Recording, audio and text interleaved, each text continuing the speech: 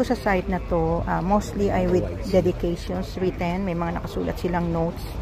Kaya nakaseparate ito dun sa kabila. Kasi doon po sa kabila, nandun yung bed of flowers natin. Napakarami dun sa kabila. This is separated one. And mostly I've observed here more, they write some messages for their loved ones. Labi na. Chinese po, hindi ko mabasa. Pero alam niyo na siguro yung message niya. Diba? Meron ding English, ayun no, kaso malayo, hindi ko mabasa.